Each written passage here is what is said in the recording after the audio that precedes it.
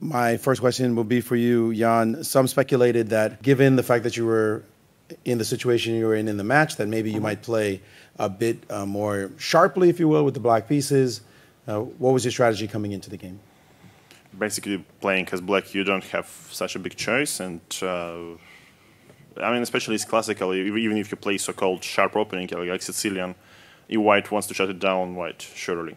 Not realistic. Anyway, I have like a couple of white pieces, a couple of tries in the remaining 4 games, and I mean, of course, it depends on what would I produce in 11th game. Today was just, was just an idea to play a normal game, try not to blunder something in one move. Yeah, so I had some more realistic tasks. You've only got, as you said, 4 games left. 3 games, you have to catch up for 3 points, a 3-point deficit. I know. Your strategy is still heavily trying to win this match? Well, that's an absurd question. Okay. You were at the board seemingly a lot more today than usual. What was the reason for that?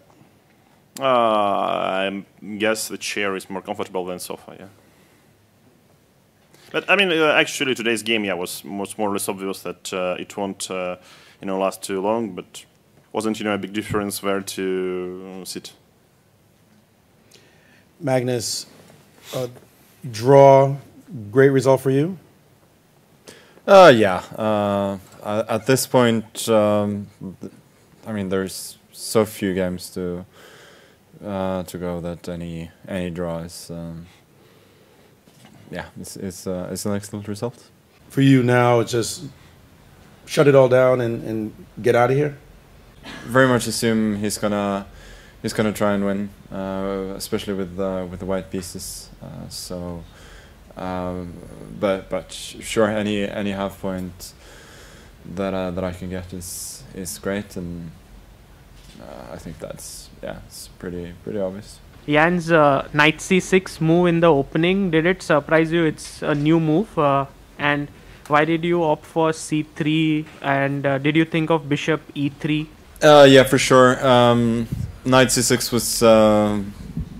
was a bit of a surprising move order to me, and as you said, bishop e3 is a move there, and surely the critical one, but I was just not in the mood, and yeah, I think the match situation sort of explains that.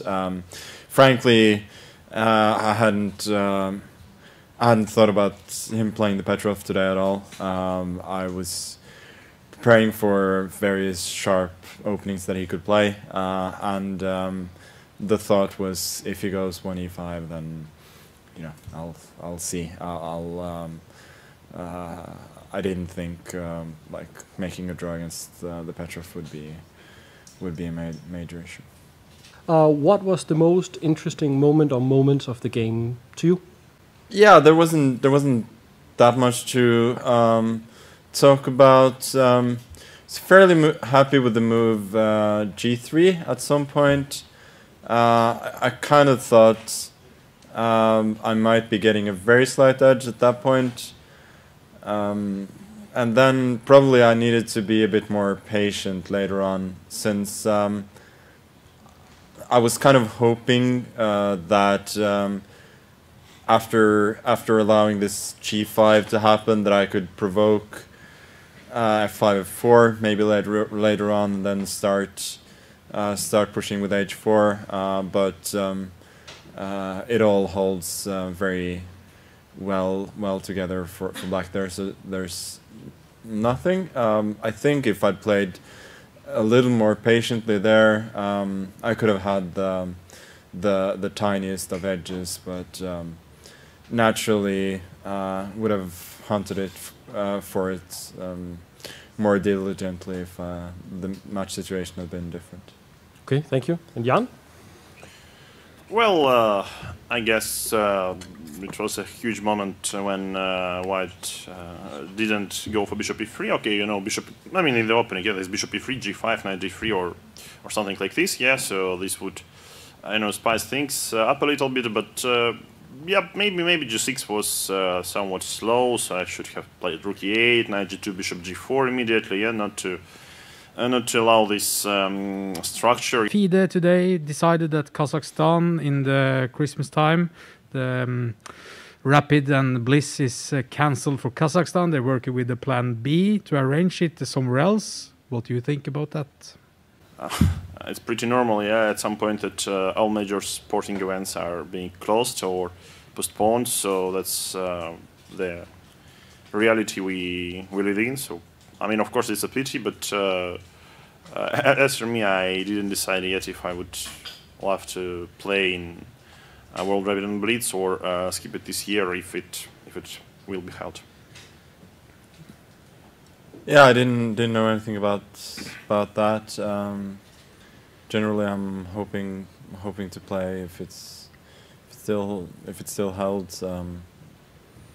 Yeah, otherwise it's a pity, but obviously it's not a lot you can do. Now they're working with another plan. Yeah, I understand. Thank you. So Magnus, you've not been in this situation since 2014, protecting a lead coming down to the wire. You've already explained some of your decisions today. You're normally a very uncompromising player, so did you have to be convinced of this pragmatic approach today, or did you make this decision all on your own? No, there was some discussion in my team, but I was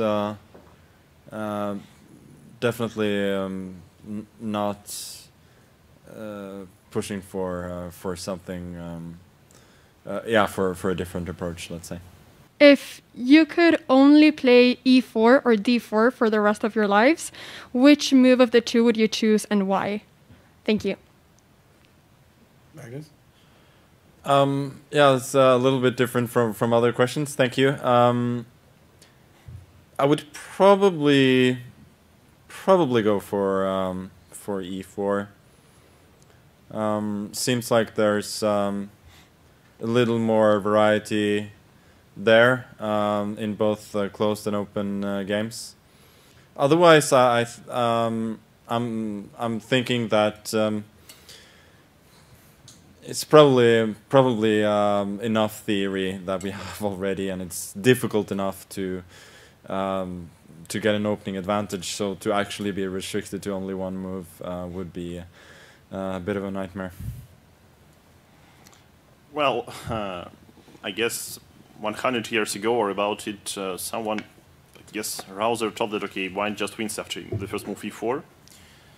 So quite something changed since then, but yeah, in general, overall, it feels like e4 is nowadays is more forcing, but at the same time, you know, I would say more fun. So let it be e4. Okay, thank you. Either of you could choose any second in history to be on your current team. That is, any player that's ever been alive to be on your current team. Who would it be and why? I'm pretty satisfied with the team I have. I'm also very satisfied with the team that I have. Maybe Kramnik in '96. He seemed to be a good second for Gary. Probably pretty annoying, but still very interesting. Why would he be annoying? I think that's self-explanatory. So, Magnus, you have always been wanted to be a world champion in classical, rapid, and it's also blitz. So, my question to you is, what's your take on World Bullet over the board championship? That sounds like a nightmare and pretty unrealistic. I think we're just not fast enough, not even close for that to be for that to be realistic. So I think speed chess in general over the board, it's good to have increment. It makes it better. Is the title in classical chess more prestigious for you than Rapid and Blitz, or can you compare them? Yeah, they're comparable in the sense that the classical title is only it's only contested every 2 years, and Rapid and Blitz is at least supposed to be every year. So I think that answers the question. Apart from that, I'm really happy that the effort has been made to organize Rapid and Blitz Championship the last few years, and it's certainly added something special to the calendar, and it's obviously very prestigious as well.